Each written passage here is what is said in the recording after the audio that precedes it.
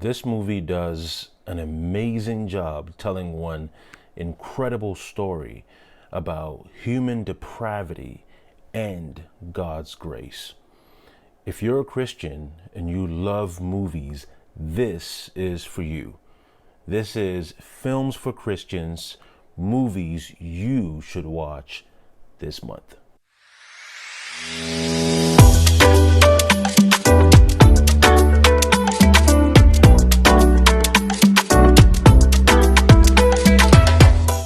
There are so many movies out there, and there are just as many streaming platforms as well. So how do you know what to watch and where to watch it? Fortune reports that the average person spends 110 hours per year scrolling through streaming services, struggling to find something worth watching. 110 hours per year. Think about that. That means the average person spends almost a total of 5 days just trying to find something to watch. And guess what? It's even harder if you're a Christian. You see, the average person just wants to find a well-written, well-directed, and well-acted movie. But we Christians want more than that. We want the kind of movies that are even harder to find. So I'm sure that Christians spend even more time trying to find something to watch, because we want something we want movies that are true, honorable, just, pure, lovely, and commendable. So I don't want you to waste your time, right? Because again, the average Christian will likely, because of these things, spend more time trying to find something to watch than the average person. And I don't want you to waste your time. So I want to help you find good movies. I don't want you to waste your time, and especially wasting your time on bad movies. So I'm going to help you out. I'm a big, I'm just big. But other than that, I'm a big fan of movies. Honestly, if it wasn't for movies, I don't think I would have my wife and 2 children in my life right now. This is because my wife and I, we were in a long distance relationship for about 5 years. I was living in Brampton, Canada, which is about 30 minutes outside of Toronto, and she lived here in Ohio. So for those 5 years, we spent almost every Saturday in those 5 years on Skype, sharing our screens on Skype to watch movies. It was our way of trying to spend time together while we were so far apart.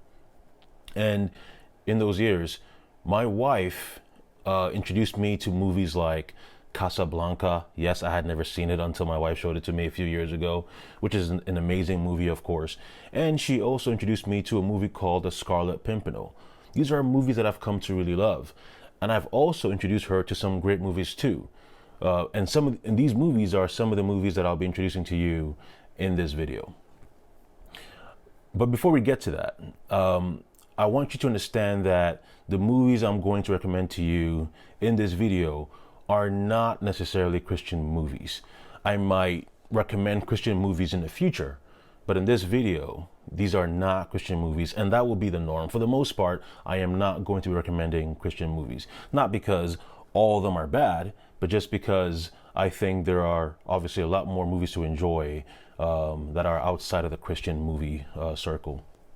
I will, and of course, I will not be recommending anti-Christian movies as well. These movies are not going to be anti-Christian.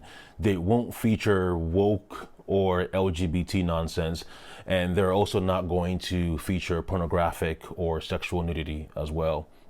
However, some of these movies will contain relatively mild swearing and some violence. But because of that, some of you might not want to watch the movies I'll recommend. You may not, be okay with that, and that's okay. That's completely fine. But every month, I will recommend 5 movies and 1 TV show. 4 of the 5 movies will be movies you can watch at home, and the other will be a movie that I think you should watch in theaters. Some of these movies and TV shows will be family friendly, but some of the movies might be too intense for children. I'll let you know which of the movies are too intense for your kids to watch. I'll also recommend at least one movie that, probably one or two a month, that you can watch for free. Now, free means that they will have ads, but I'll let you know which of the movies are free so that you won't have to subscribe to a streaming platform to watch them. Since this is the first video, I will share all of my recommendations in this video, but moving forward, I will make probably only 2 or 3 of the movies available on YouTube. To watch the full list of recommendations, you will have to subscribe to my Patreon so that you will be, because that's going to have to be exclusive to them, because obviously this is going to be a lot of work to help you guys, and I would want you to consider supporting me so that you can have the full list of recommendations. So please subscribe to this channel and become a paid subscriber on Patreon if you want access to the full list. You will be able to do so through my Patreon account. So please consider supporting me on Patreon. This is something that I think will be, helpful to people. So please consider helping me out as I pursue this. But all of this means that I am going to be forced to watch a lot of great movies. We all have our crosses to bear. I will do it the best I can. But okay, with all that being said, that's just the intro. Finally, let's get to the list of movies you should watch this month. The first movie is maybe the most underrated animated movie of all time. It's called The Iron Giant. It blows my mind that this movie isn't as well known. To me, it should be on the same level as The Lion King, Toy Story, and Up. It's that good. I think one of the reasons why it's probably not on that list for most people is because they just don't know about it, because it's not a Disney or Pixar film. But guys, trust me, this is a must-watch film. It's directed by Brad Bird, who is the director of The Incredible films and Ratatouille as well. The movie was made in 1999, but it's set in the 1950s. It's about a boy who discovers a massive alien robot and his attempt to help the alien become a hero instead of a villain. It's a great story about friendship, sacrifice, and the Cold War. It's family friendly. You can watch it with your children. You can rent it on multiple platforms like YouTube and Prime in America. In Canada, it's available on Crave TV. The next movie is one of the best movies that came out last year in 2024. It's directed by Clint Eastwood, and it stars one of my favorite actors right now, who is Nicholas Hoult. As you'll see later, this is not the first time I'll mention a movie that he's on. But the movie I'm referring to is Juror number 2. Juror number 2 is a legal drama about a juror on a murder trial who realizes that he has a connection to the case, and he faces a moral dilemma on whether he should help convict the accused murderer or help set him free. It's a great story with an even better message. It forces you to consider what you would do if you were placed in the exact same position. There are a few swear words in the movie, so and it's also a very heavy topic, but so for that reason it's too intense for little children. But it's PG-13, so children as young as 12 or 13 can watch it. It's the kind of movie that prompts great discussions. I shared the movie with someone recently, and they've been talking to me about it since then, asking me questions and sharing their thoughts. So it's a great movie. Watch it. You can watch it on Max in America, and you can watch it on Crave TV in Canada. I mentioned at the beginning of this video that I'll be recommending some violent movies. I was referring to movies like this. The movie I'm referring to is Hotel Rwanda. Hotel Rwanda is a brutal depiction of the Rwandan genocide. The Rwandan genocide is about some members of one tribe attempting to kill every member of another tribe in Rwanda. It was when Hutu militia killed between 500,000 to 1 million Tutsis in the country. Hotel Rwanda came out in 2024, exactly 10 years after the genocide in 1994. The movie is about a true story of a hotel manager who is forced to protect his Tutsi wife and children and other Tutsis when Hutu militia start their genocide against Tutsis. It has a great cast consisting of Don Cheadle, Nick Nolte, Joaquin Phoenix, and many more. The movie does an incredible job telling one story that captures a human depravity and God's grace. It's an incredibly well-written movie. That is why the Oscars gave it a nomination for Best Adapted Screenplay at the Oscars. It's very violent, but surprisingly, it's not R-rated. It's PG-13, so it might be too violent for some young teenagers, but use your discretion. In a strange twist, the real-life hero of the movie has actually been convicted of terrorist acts in 2018.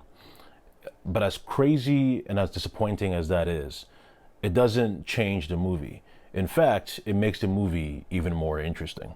If you're in America, you can watch Hotel Rwanda for free on YouTube. If you're in Canada, you can rent it on Prime or YouTube. Imagine the movie Groundhog Day. Now imagine that it's even better. Yes, that's what I said. I know for some of you, that's blasphemy. But I'm telling you guys the truth. It's just the truth. The fourth movie that I have for you in this video is a movie called The Map of a Tiny Perfect Things. And yes, it's an improvement on Groundhog Day. The movie is a similar concept to Groundhog Day. Except it's about two teenagers who are stuck in a time loop. And unlike most coming-of-age movies, the characters are not annoying. It's one of the most surprising movies that I've watched recently. It really is. It has a humorous and lighthearted approach at first, but then it slowly reveals a very poignant message about the seemingly mundane things about life, growing up, selflessness, fear, and grief. It's a feel-good movie that will make you smile, even as you're maybe crying. And yes, I'm suggesting the movie made me cry. And even if you're not as big of a softie as I am, I think you'll like this movie. There are a few swear words in the movie, but other than that, it's a very clean movie. You can watch it for free on Freevee or Prime in America. If you're in Canada, you'll need to subscribe to Prime to watch it. The fifth and final movie is the movie that I think you should watch in theaters this month. And that movie is this guy, Superman. That movie comes out on July 11th. And look, on that day, don't call me, don't text me, leave me alone. My wife and I have planned a great date on that day, and I'm very excited. One of the reasons why Superman is such a beloved character is that he is the greatest challenge to the idea that power corrupts. He is one of the most powerful people on earth. He could be the monster that Lex Luthor, who was played by Nicholas Hoult, as I mentioned earlier, is so deeply afraid of. But because he was raised by a good father and a good mother, he isn't what he is supposed to be. That's why I love the character. And I'm so glad that someone like James Gunn, who's the director of the movie, understands that. James Gunn has described the movie as kindness in a world where kindness is old-fashioned.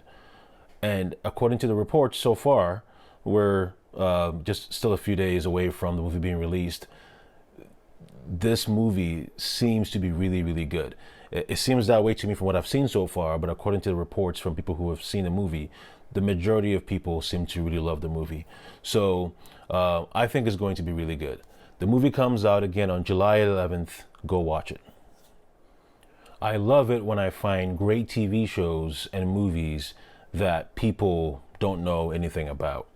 And that describes one of my favorite TV shows right now. Ludwig is a great, great show. In the show, a British detective goes missing, so his twin brother pretends to be him so that he can solve the case, solve the mystery. It's basically Benedict Cumberbatch's Sherlock and Only Murders in a Building combined. It's a detective show that is really, really funny. It's my kind of comedy. It's natural comedy. It's not silly. It's just a natural humor. There's nothing forced about his comedy. The main character is Ludwig. He is a hilarious, hilarious character. His facial expressions alone will make you laugh really, really hard. There are some scenes that should not be that funny in a sense, and yet just the way he portrays the character, just his body language, just his facial expressions, you will laugh. He's really, really funny.